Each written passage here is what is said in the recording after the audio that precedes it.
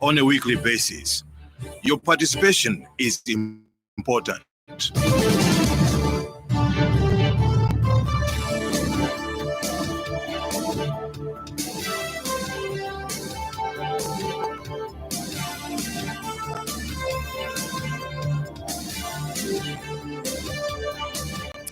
Good morning and welcome to yet another edition of The Burning Issue here on the Happy World of 5 FM radio on 89.9 in Lusaka and the surrounding areas.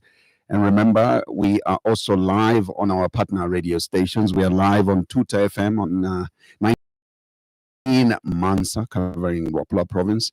Don't forget, we are also province. Mchinga is covered all the way from Chinsali on Mchinga radio, that is on 88.1. And Kapirimposhi, we are live on ZFM on 100.3 FM, and Kabwe is well covered, including the Central Province, so live on Spice FM on 91.1. And don't forget, we are also live on the Copper Belt. In Indola, we are on Platinum Radio on 99.7. And don't forget, iWave FM Radio in Chingola, covering the rest of the Copper Belt as well on 90.1. And don't forget, we are also live on our Facebook page, and that's 5FM Zambia, as well as our YouTube page, which is 5FM Zambia. Please like both of them, share if you can, but leave us a comment or indeed a question. We will be grateful to present that to our guest. Later in the course of the program, I will give you, our listener, an opportunity to call in and interact with our guest on the number that I will give you later on. I'm your host, Zachariah Banda. Now, today, my guest is the United Party for National Development Media Director, Simuuwe. It's a pleasure having you. I haven't interviewed you in your new capacity as Media Director, but allow me to take advantage of this and say congratulations. Thank you very much, Zach. And I didn't anticipate that we have not talked, especially that we had a number of conversations before that. Yeah. But how are you settling in? You must have been, you must have settled in there and then, because obviously you had a lot to on your plate. You found a lot to work on and still have a lot to work on. But we would love to know how you are settling in. So far, so good. Not absolutely, in the sense that there is much more work to be done. And at least what we considered to be the objective is being realized. The objective was that when someone goes online on social media, within 5 minutes, they must be able to see content from the UPND. It has been achieved. And for many of our colleagues listening, they may not have realized that it was part of the objectives. That whenever you go online, there should be some content about UPND. Okay? And secondly, to have a dual or a multiple approach to information dissemination, which I believe has been of help. And also the idea that UPND media team alone cannot succeed without the media. Our primary focus has been that the media plays a pivotal role from whatever angle you look at it to the success of a political party where information dissemination is concerned. Right. We have to stretch ourselves an extra mile by appreciating even what you consider to be the smallest media platform. Our conviction is that every platform has an audience. We should never gamble with people that are covering us and take them for granted. Whether it's a freelancer or it is a small blog, whatever it is, the very fact that it is being followed is being seized as an opportunity by ourselves to speak to the people of Zambia. And that seems to be working well. Then also realizing that where we are coming from, we had situations where certain media houses were seen as anti. Our goal is to change the narrative. We should never take any media house as anti, but as an available platform for us to reach out to the people. Critical media is part of a successful democratic dispensation.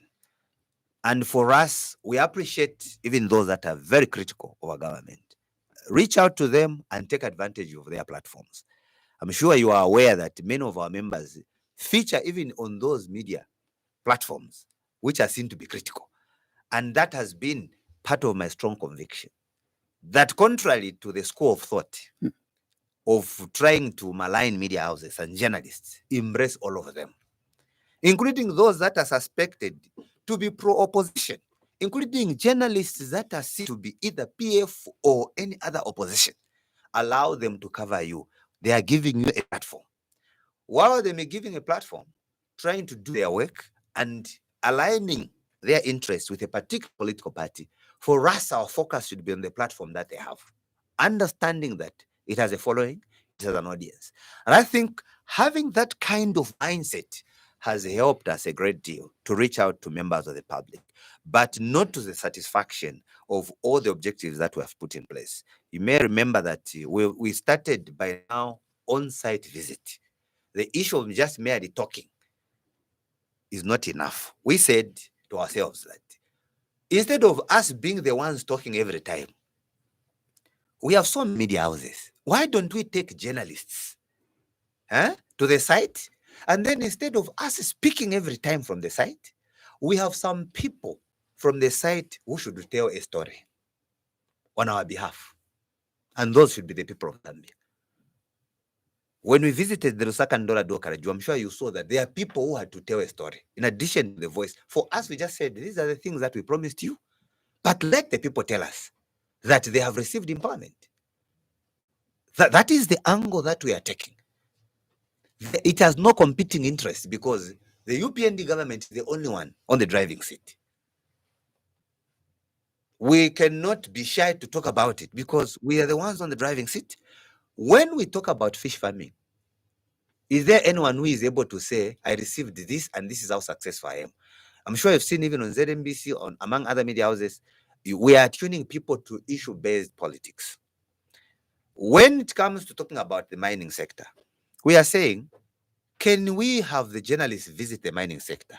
Can we have the journalists visit this Bukambo Road?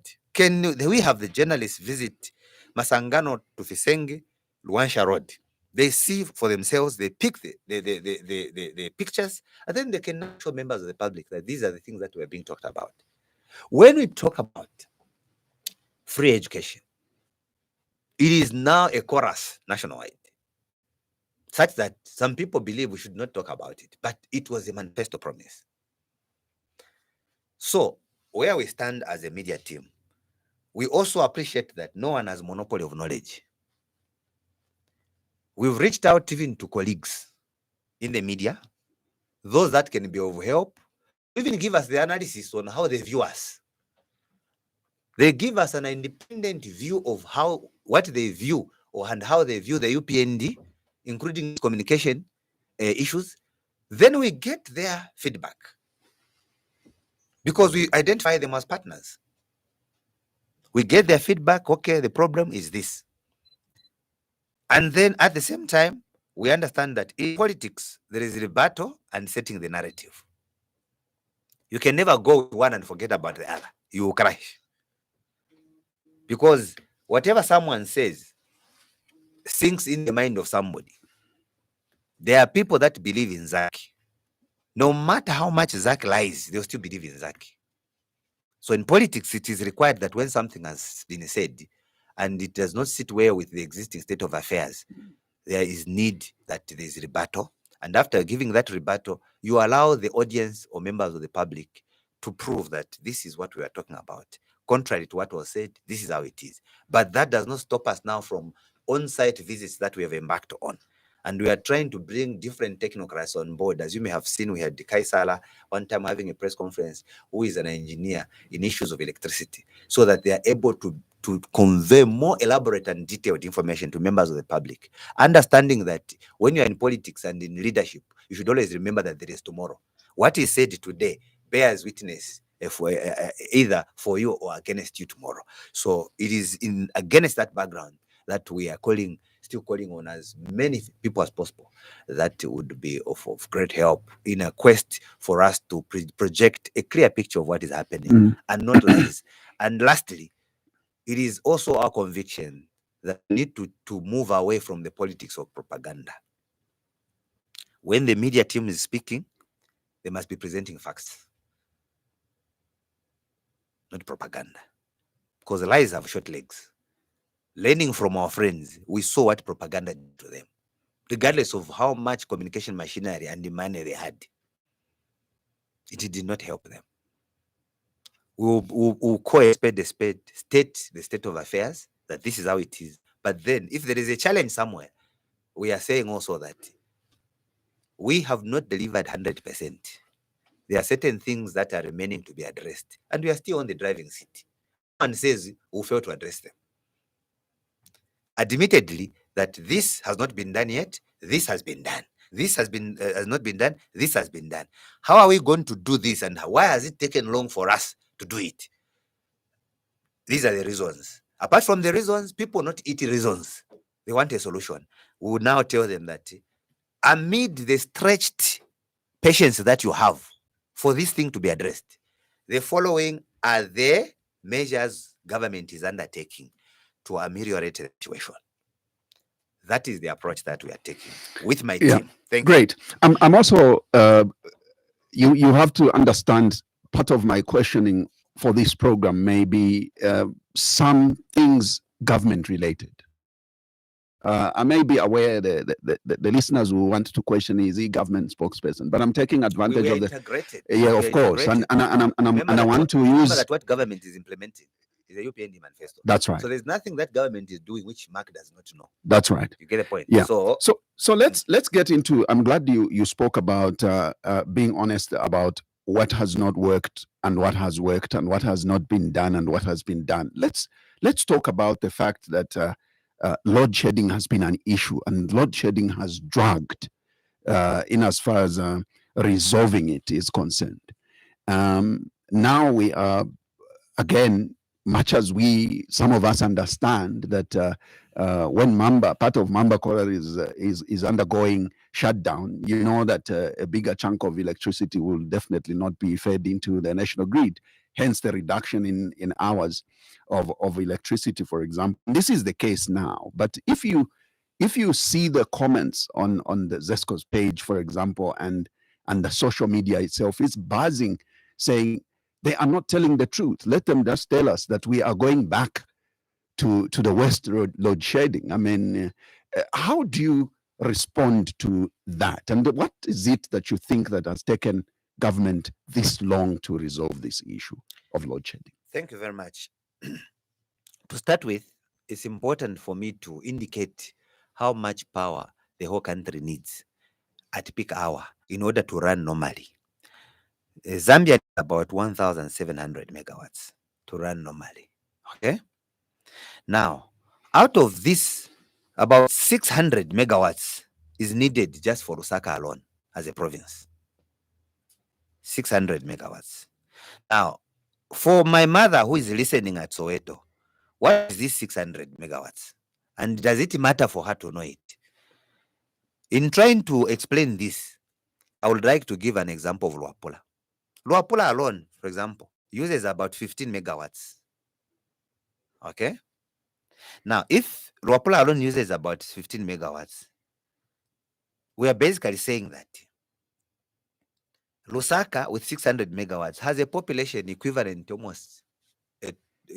that of Botswana, equivalent to almost to that of Namibia, since we are giving those surrounding countries as examples. Lusaka alone. Then, surprisingly, Lusaka is using more power than Botswana as a country. Botswana is using about 500 megawatts. Lusaka is using about 600 megawatts. So the question is, where have we gone wrong? You may be aware that one of the most dependable hydropower station, Kariba, which has been supplying, over 70% of what is required for Zambia, was the most hit. You saw me with the Secretary General. We were in Zimbabwe about 2 months ago. When we were just being taken to another place by our colleagues, the ZANU-PF, there was a total blackout because we wanted to appreciate the city. Then I told the SG that, but we were being told by some people that no, this has come to an end in Zimbabwe. Then it's because they don't travel. If they could come here, they would know. Apparently, what is at Kariba in terms of water, it has to be shared and managed by the Zambezi River Authority. 50%, 50%. Those are waters that are shared. And they are also dependent on us. Then the Secretary General, Dr. Mpofu of ZANU-PF, asked us a question. How does the Zambezi look like? Because they are also depending on us. We told them, wow, because at that time there was around Komboka. There is a flood plain. We have some more rainfall in Northwestern. But we are observing, as we have been rightly advised by Zambezi Water Authority, that the situation can only be unlocked around August. Because you may recall that it's on record, even from our previous government, that to fill that one requires normal rainfall for about 3 years. When you are flying above that particular dam, you are still seeing islands that usually diminish when there's normal rainfall. They are still there. So then what does that translate into? Because people have heard about this complaint. They have heard about the reason. They're now waiting for a solution. So the solution now is, what has government done? And how long will this particular solution resolve the situation? Number one, government, you recall, early this year, published fundamental areas, short-term and long-term. Under long-term, one of the things that were entered into was that because we understood that after the drought, we found that ZESCO was highly indebted. I'm sure you recall at some point there was even a threat of a takeover by some nationals who were seen driving ZESCO vehicles. Mm. When ZESCO was found in that state, about $1.6 billion owed, it was in a state of failing to function because about 50% of what ZESCO was making was going to salaries and remunerations. Then it meant that when there is road shedding, ZESCO is not making money because their core business is selling power. When they don't supply to your household, it means they have no money. They will not have the money, per se. That's what it meant. Meaning, in a very long time, ZESCO has a business crisis. Now, we realize that the only way out for ZESCO, which is our only dependable power utility, was to find a way of revamping it. Amid this date, undertook a process of putting in place a policy, which among them, domestic debt dismantling strategy 2020-2026. Number one. Two, debt restructuring. Domestic debt, as at last year, they announced over 75% of the suppliers owed cleared. Then debt restructuring. Where are we now? Government managed to drop that debt that ZESCO has to around 600 million. Mamba Quarries, which you mentioned, is one of them. They were owed about $500 million. Sure, you recall that. At some point, they even stopped selling power to ZESCO on account of indebtedness. So we said, can we unlock certain rigidities in the law that stop private sector players, actors, from generating more power? And can we now push in place an easy process of offtake agreements? What do I mean? In other words, when the private sector produces, they did not have absolute power to export power. They needed to be approved by some institution. They had no power to even connect houses. They needed to authority. So the law could not allow them to do that. Government decided to change those laws so that right now, you could have private players that can supply households. You can have private players that can compete with ZESCO. So is that giving us the desired results? In the long term, yes, it will. Can I demonstrate? When government undertook to sign an MOU between ZESCO and a Chinese power utility company, there were dividends that were realized from that to do solar plants. I'm sure you saw one in Samba. The fruits are showing. To do another 100 megawatts at Kariba Dam, North Bank. Another one, Kafiwe, Gorge. Another one, in Itestes. How long does that take? It's a process because you are putting up a plant. Are the fruits immediately? No, they are not. Just like building that particular hydropower station, expanding it at a few hydropower stations, took us many years. Is there an immediate solution? Yes. What has government done? They had to empower part of the electricity. At what cost? They have been subsidizing citizens. They empower power from Mozambique at a very high cost. Why is it high? Because Zambia has the cheapest electricity in the region, and we were the net exporters of electricity. Because if our envisaged goal is more at when everything is normal, we have proper rainfall, and if our goal is more than 3,000 megawatts, and I told you that we only need 1,700, where are we now? We are around the same 700. We are lacking about between 700 to 1,000 megawatts deficit. Meaning, if you were to power at maximum, the only province you can power is Lusaka. The rest you can be in total darkness. But then, is that what we want to achieve? No. Then what is the end result? Government has to ration what is available. The next step they took was to recall the power that was being supplied to neighboring countries like Nigeria. And it is on record, it was announced.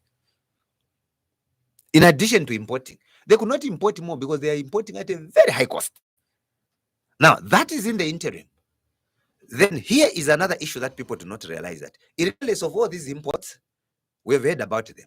The commissioning of the 60 megawatt solar plant under Copper Belt Energy, we saw it. But why are we not improving? Here is what is going on, which we need to make very clear to members of the public. While government is taking these initiatives to import power and to set up these solar plants, the manufacturing sector and mining sector is expanding. These sectors use electricity to run. So what are we doing? Right now, as we are speaking, in Chibombo, where there were only warehouses there, we now have batteries being exported to 8 countries already from Zambia. We now have electric cables being exported to 9 countries from Chibombo. What are they using? Electricity. The foreign direct investment government is talking about, whenever they open and put up machinery, there is power being used. The mining sector, which had died, is back. Mopani is back. Mimbula, you've seen what's happening? Shaft 28, KCM. Then we have Lubambe mine. All these now are running. What are the consequences of running those mines? Bringing them back? Number one, the consumption of power goes up. In other words, if they are drained shut, all these initiatives that have been undertaken, such as putting up solar plants in Chibombo, putting up solar plants at Copper Belt Energy, could have tried to ameliorate the situation, but they are competing interests.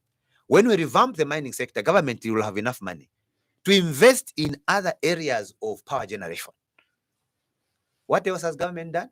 To bring as many private sector players as possible, including yourself and me, those that have the capacity. You can now put up solar panels and now push in a kiosk. Is it they call it Kiora? At Zesco. You can sell to government and you take it as business, which act could not be allowed previously because no private entity was allowed to do that. So where does that leave us as a country? In the same as the solar plants, 100 megawatts is being pushed in. Once the plant is done at Kariba, once the plant is done at Kafio Gorge, once the plant is done at Itestezi, I'm sure you saw the group that was also visiting Itestezi. Once those are done, we are expecting at least 400 to 500 megawatts. Now, even that does not give us a solution to the deficit of over 700 megawatts. Because for many years, about 97% of the power we are using is hydro generated, which water we do not have sufficiently. So now, how do we change the narrative? We must begin focusing on reducing on hydropower generated electricity. And that does not come overnight. A few markets have seen gensets being mounted. That is a short-term measure to help just a few SMEs, because those gensets that were purchased are not spread across the country everywhere, because they are coming at a cost as well. And who is bearing the cost is the government. And that's why government is there. They are not complaining that they are bearing the cost. But these are things that are natural. It is a drought you've never experienced as a country before, which led to 3 countries declaring it as a disaster. If somebody believes this is a lie, then we should all agree that the hunger that people were talking about arising from a drought was a lie. They were not telling us the truth that they were hungry. But then we believe citizens when they said they were hungry because there was no proper harvest due to the drought. Then the president announced that no one is going to, government is going to put in place measures. So we are coming from a background, my brother, where even a supplementary budget was pushed in to about 42 billion. About 8 billion going to relief, about 5 billion going to another type of social cash transfer. Okay? A special social cash transfer, so that the underprivileged access the facility. And we thank God that we did not start experiencing situations where people were dying of hunger, because we were in a crisis. Zimbabwe declared it as a crisis. Malawi declared it as a crisis. If it is a lie in Zambia, it must be a lie in Zimbabwe. It must be a lie in Malawi. We thank God that the president and his team did not just sit back, observe the drought, because they have the mandate to run the country. What did they do? They said, look, we must find a solution to the drought. We did not envisage the drought. The drought is not part of our agenda. The drought is not part of democracy.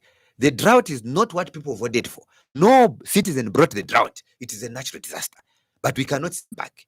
Government had to earmark 17,000 farmers and introduced a credit facility, including SAFE, to help citizens with irrigation equipments. And that is working very well. The harvest that we are experiencing, part of it is as a result of this initiative of credit facilities.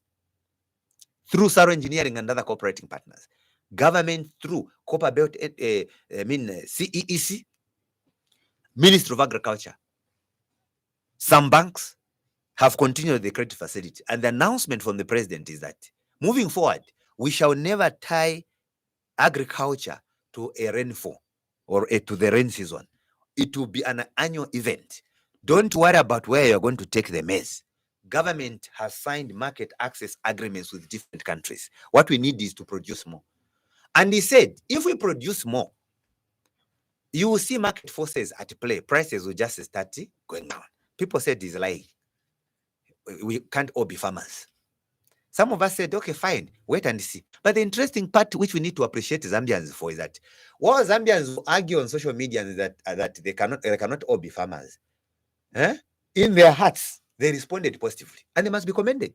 I was in Kasama. I found people planted maize like no man's business. And as we are talking, the moment they saw people showing what they have harvested, even those that were critical of the government decision are going online to show their harvest. 20 by 30. This is my harvest. Almost everyone. What is the ripple effect? Prices of mini meal have started going down. What the president told you? That's what we want to achieve. He is not beating his own drum. But we have to remind the citizens what he told you. Why are you doing this? We can't all be farmers. That he said, part of the problem is the supply cannot meet the demand. That was his answer. So what we do is we must plant more so that we can have surplus. When we plant more, at least every person on a small portion, he was giving so many examples. 2 hectares, you produce this, then we get somewhere as a country. Because our biggest problem in Zambia is hunger. Ninsala. That is our biggest problem. Other countries have done it before. China is an example.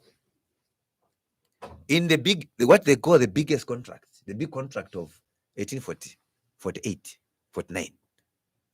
They made a policy to grab land from landlords and subdivided it into households.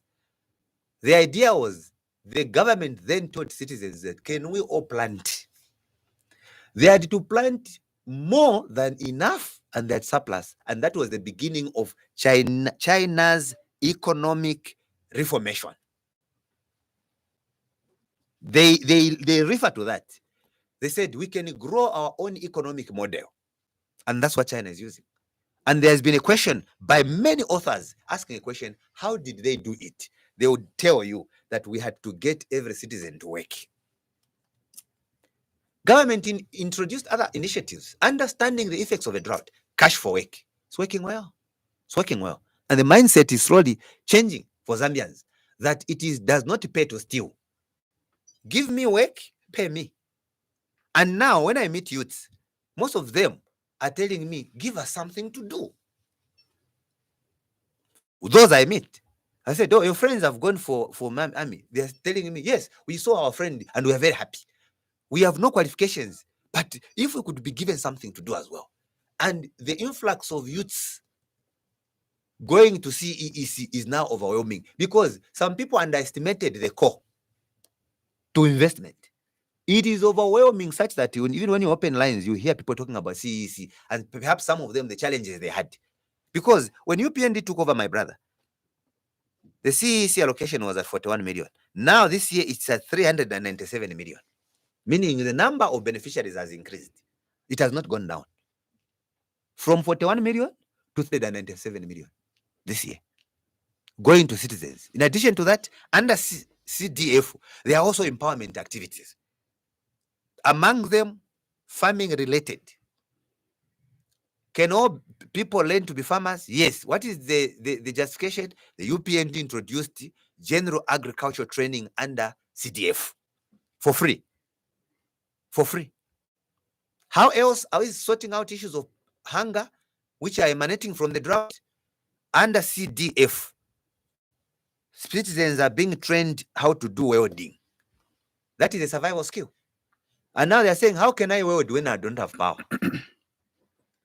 Under CEEC, some of them have been empowered with welding machines. But they cannot empower the whole country. Not one single country can do that.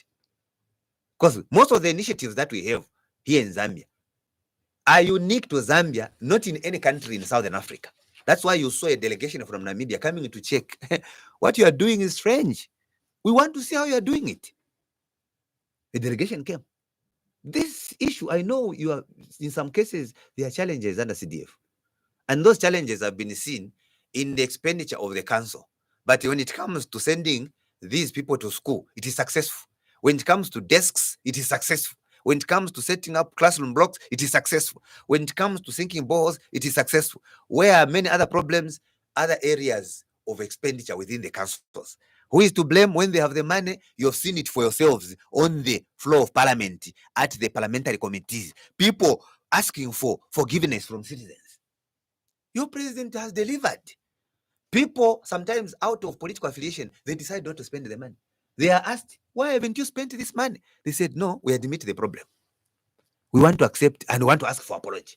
Now, it is an issue that is complex, that in addition to having your president who is in gear 4, we have many civil servants that are in gear 2. There must be capacity building.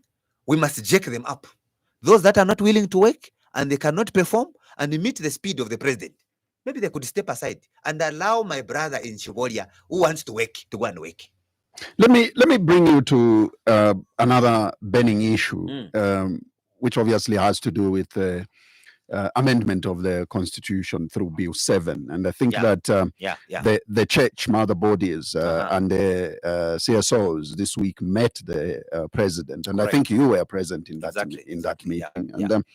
And from every conversation that I could pick from that,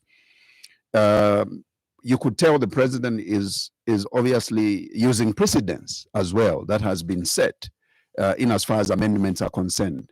But the bigger question is there's a lot of there are so many stakeholders that seem to be asking the question to say, why are we doing it now? And I think the president did justify to say, but all of them were being done in election years, if you look back.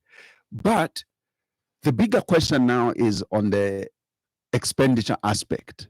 This government has sung the song of, we don't have resources, we don't have money, for example. And I think this keeps coming up and I'll use it. The doctors, for example, who have not been employed, have been told there is no money. And then the bigger question now is, why are you then deciding to create so many seats in parliament, and whose expenditure is huge, probably 5 times or more compared to what you would be giving the doctors that need employment. So how do people believe you in terms of where the government doesn't have money to employ more doctors, yet we have money to employ or create more seats in parliament, who comes at a huge cost to this government? I'm picking out only that part of the amendments because I think it has come out strongly, and CSOs have actually said, look, we don't have the money. Why are we doing this? Okay, thank you. Now, let us first of all clear the assumption. We are recruiting doctors. We are coming from employment freeze. They were not recruiting. They said they had no money. We are recruiting doctors. And the record is there, including many other health workers. We had the record, 14,000 plus, 3,500, and the recent announcement, publication. We are recruiting. So when you ask a question, why are you saying you have no money to recruit more? The question is, have we done something? Yes, we have. Because government is a multifaceted system. The focus is not only on the recruitment. There are other areas. There is health, there is energy. So we have ticked, we are recruiting doctors. So the people that are pushing the narrative that we are not recruiting are not telling the truth. We are coming from employment freeze. They had stopped recruiting. Secondly, when you say that, why are you introducing more seats? We should not end there. You should also ask your question yourself. Why are you taking more money to citizens? That should be the question. Don't only focus on MPs. Because creating more seats means creating more constituencies. In other words, the budget for CDF will go up. We have heard some people complaining that this is too much. Why should they complain on behalf of citizens who are saying, even the 36.1 million you are giving us, we appreciate it's much, but there are still few people that are receiving empowerment from that money. That's what some citizens are saying. So government responds by saying, okay, we are going to subdivide areas that have more numbers, because it is a constitutional obligation. Mind you, this issue of creating more constituencies, I want to move away from seats briefly, because it's a constitutional mandate. It should be Article 68 of the Constitution. It must be done every 10 years. Now, if it is done with every 10 years, what is the implication of government not doing it? They will violate the Constitution. Who should do it constitutionally? This is it. What are they using? The 2019 report. UPND was not there. And the people that were there are saying, you publish it. Elections were in 2021. 2 years later, they could not publish it. In 2019, the report was ready. They never published it. 2020, the report was there. They never published it. 2021, they were talking about these amendments in butane. They never talked about it. Now they are on the other side. They want to say, no, can you publish that document? That's what hypocrisy does. So you have to ask yourself, in 3 years, what was stopping them from publishing it? Because those are just recommendations to the executive. The process is not in such a manner that there is no obligation in the first place, legally. The mandate is given to ECZ. Then they submit through the executive. Then through the Minister of Justice, they present to Parliament. Parliament has to make a decision. Now, I should also say that when you say that, why focus on more seats? Yes, more seats simply means more money, meaning the amount of 36.1 million that will go to citizens will be doubled.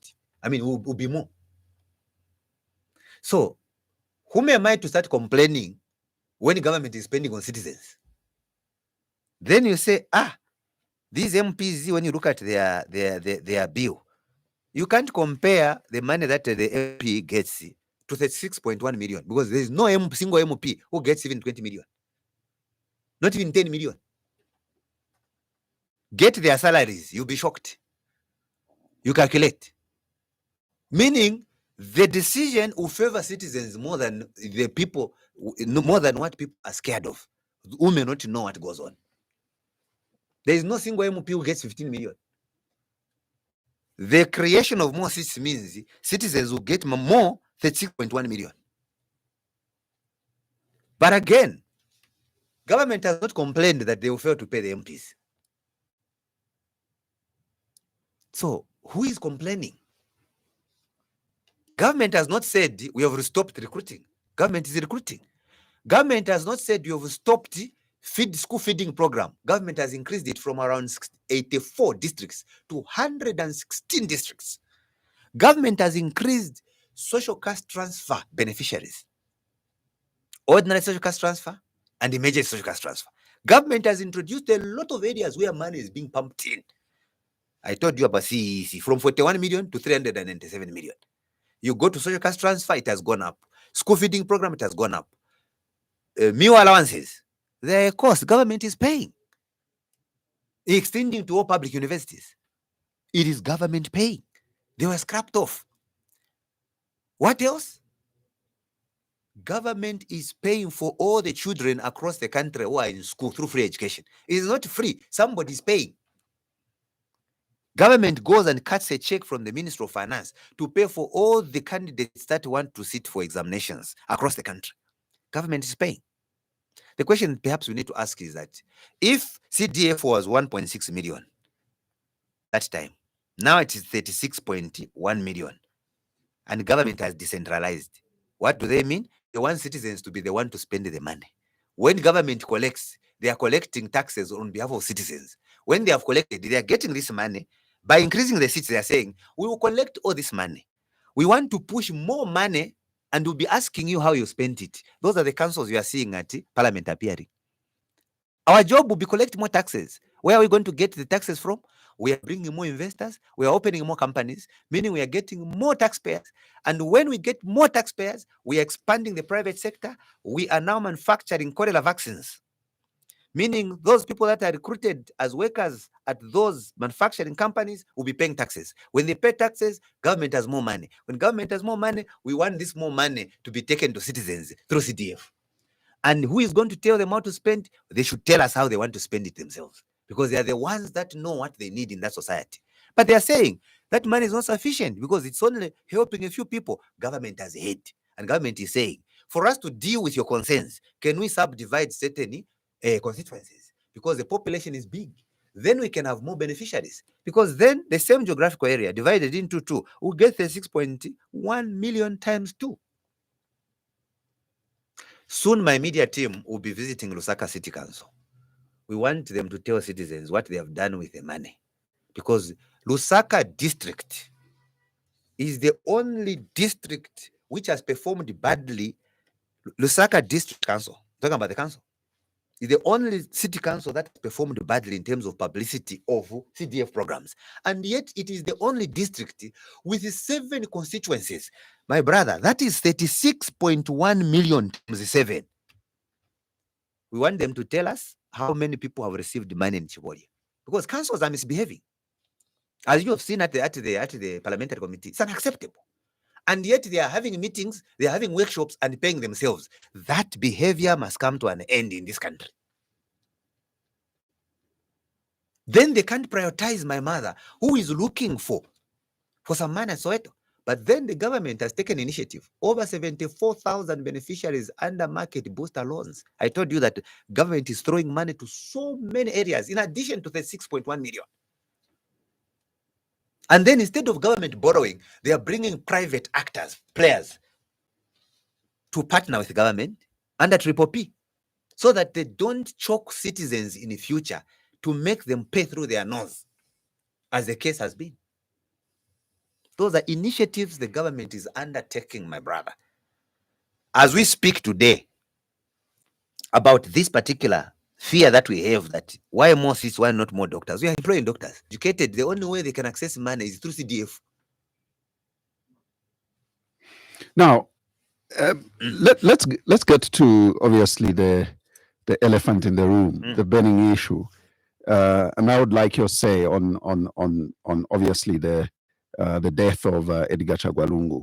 may his soul rest in peace, the 60th Republican president, the matter that has since been taken to court, a move that has been seen by some citizens, a section of society, as the government bulldozing itself into what is being seen as a family matter, which it seems it has become. But the government is still bulldozing itself in it and wanting it to be a national matter. First of all, President